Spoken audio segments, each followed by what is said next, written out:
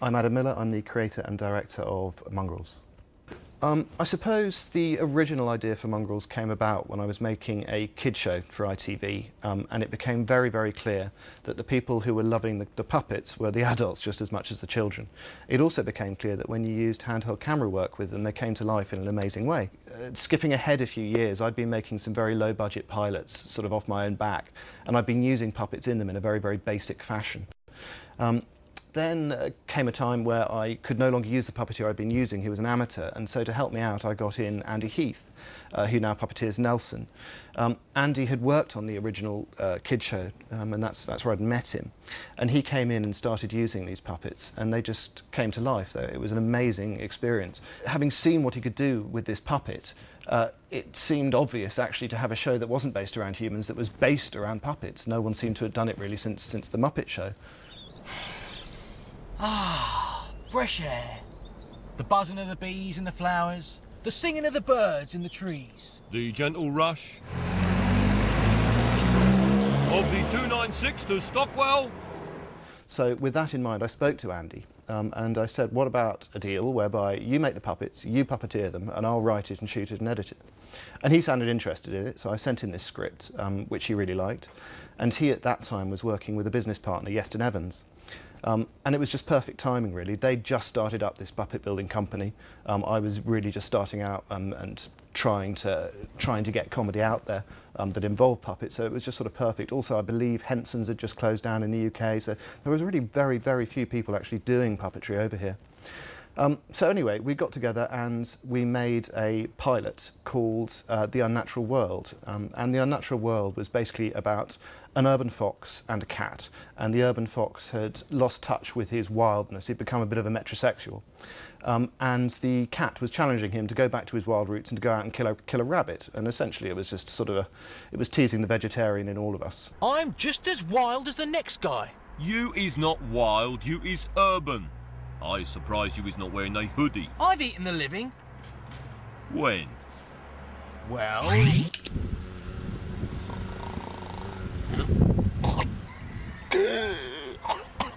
Fly. Fly. In. Throat. We spent a very long time shooting it on our own, lying around in puddles in South London. And after putting it together and editing it, I put it on the desk of a producer called Stephen McCrum, who I've been working with at the BBC. One of the things that he'd said was that the most obvious thing I'd done wrong of all was the fact that the characters leave where they live almost immediately in the opening pilots, and bearing in mind the rules of a sitcom, you should really set it in a single place so you know where it is and you know what it's, you know where they're based, you can see the area they live in. Anyway, he knew this guy called John Brown, and John came in and we started chatting about it, and I think he liked the idea of the puppets as well, and again he liked what he saw. And that was really when Mongrels started properly, and that's when it started evolving. The three of us would sit down and have meetings that just went on and on as we discussed how the characters were going to come together, how they worked. Can a fox have sex with a pigeon? I would say no, because that just doesn't work. I come from a zoological background and wanted everything to be very real. John comes from a comedy background and wanted everything to be very funny. I wanted it to be funny too, but I just wanted a dash of reality in there. Stephen would sort of knock our heads together, and after a very considerably long time, we came up with an idea for a pitch tape. The actual pitch we decided to do in the end is actually based on the very original pitch that was done by the Muppet Show, which was absolutely wonderful. And just, I mean, when they did it, which must have been in the 60s or 70s, it just must have knocked the socks off the people who saw it, because it's like nothing you've ever seen before. And we thought, well, why fix what ain't broke?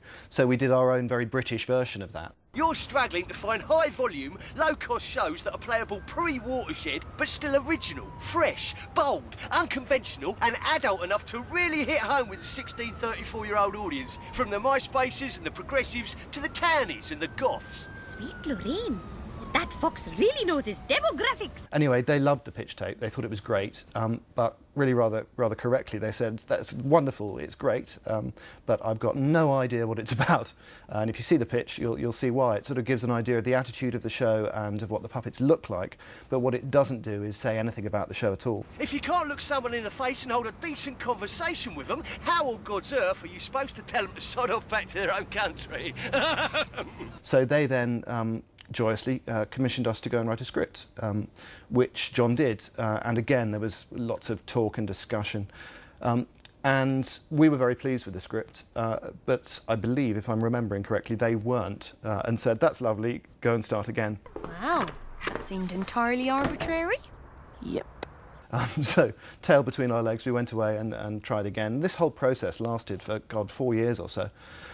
We then got on board another writer, a guy called Danny Peake, who similarly just helped us with the process. I think John found it very useful just to have another sounding board, someone that wasn't me going, yeah, it's not about animals. Anyway, we eventually managed to put together a pilot script that the BBC were happy with, and they commissioned us to go and shoot it. So we shot this, and that was called We Are Mongrels, and it was an original pilot, which is contained on this DVD. At the stage, we weren't sure what sort of time the programme would be broadcast. We weren't sure if it was going to be a Simpsons slot or whether it was going to be at 10 o'clock at night. What we really wanted to do was make an adult show. I personally love things like South Park and Family Guy. That was the sort of programme I wanted to make, but with a very British sensibility. Luckily, what the feedback that we got was what they wanted was an adult show, so we knew at that stage what we could do was push for the adult nature and for the adult gags, but I was extremely keen not to make it crude adult. Nelson, foxes don't have rooftop picnics, yeah? Just like we don't have christenings or baby showers or star signs. OK, God. Talk about classic Libra. Anyway, so we got a commission for the series, and after we'd leapt up and down a bit, which was great, we started writing it, and the writing process itself took quite a while. Again, we were still really finding the characters. We always knew that we had a metrosexual fox. We thought Rufus had been brilliant in the pilot. We also had a psychopathic fox, the wilder of the animals that we have, which was beautifully played by Paul Kay. We knew we had this really rather evil pigeon, and we knew we had this, it-bitched Afghan hound. Katie Brand and Lucy Montgomery did brilliantly. And we were having quite a lot of problems with Marion and what exactly we thought would become of Marion. But that was sort of sorted for us in a read-through that we did, where Dan Tetzel, who was one of our writers at that stage, picked up this bit of paper and started reading it, and we'd asked him just to read in, and he was doing it in an impression of Omid Jalili, and he just did it absolutely brilliantly, and sort of from that Marion evolved. So it was a very long process. We were commissioned for 8 episodes, predominantly because it's a very expensive thing to do to shoot puppets, and obviously we're all working within comedy budgets. So what we needed to do was shoot more eps so that the price per ep would come down. And obviously if you're also building these sets and you're building these puppets, then you've got to make it sort of efficient across the board. At the very, very end of that process, it was still called We Are Mongrels, approximately 1 week before transmission, at which point we were asked by BBC Three to change the name to Mongrels, which is actually what everyone was calling it anyway, so that seemed pretty appropriate. Starting with Nelson, I suppose Nelson was always the star of the show. Very originally, he was a metrosexual fox. I'll have a muffin and a tall cappuccino. But we sort of moved away from that. When we knew that the show had to be more adult, we started pushing it in a slightly more aggressive direction. You call that visual impact? You can't even blink. Ah, but I will blink! However, there's just something that didn't quite work about that. I'm not entirely sure what it was. There have been so many conversations over the years.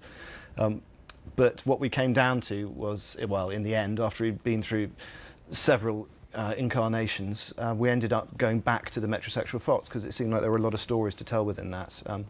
90% of the British population seems to be middle class now, so if there's one thing people are sure to identify with, it's actually, for example, being a man but living in a city. You are not actually doing anything particularly masculine anymore, and that coming from the mouth of a wild animal seemed pretty appropriate.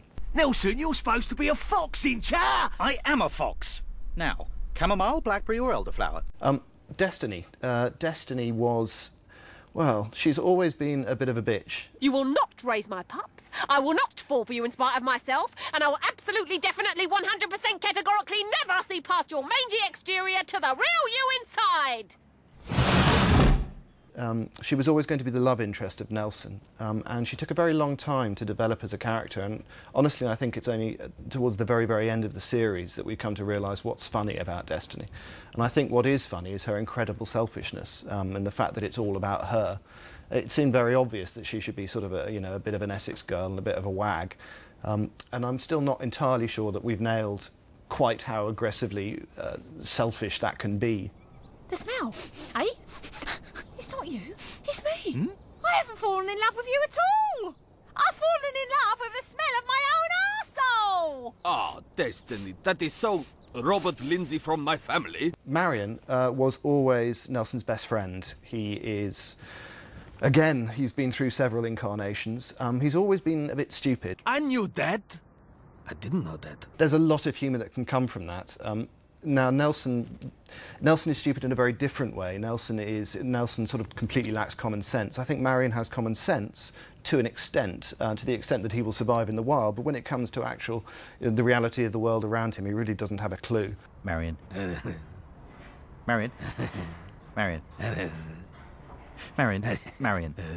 Marion. I think that's come to the fore, especially with Dan Tetzel coming in and providing that wonderfully stupid voice, and the puppet itself, which I think just looks wonderfully stupid, and the puppeteer as well, Warwick, who is terrifyingly similar to the actual character, and they develop more and more so as the time went on. Carly has always been an evil character. We wanted her to be evil. We wanted her to be a very, very frustrated pigeon. What if you were an evil genius caught up in the body of a pigeon? There's very little you can really do with wings and tiny claws. Destiny?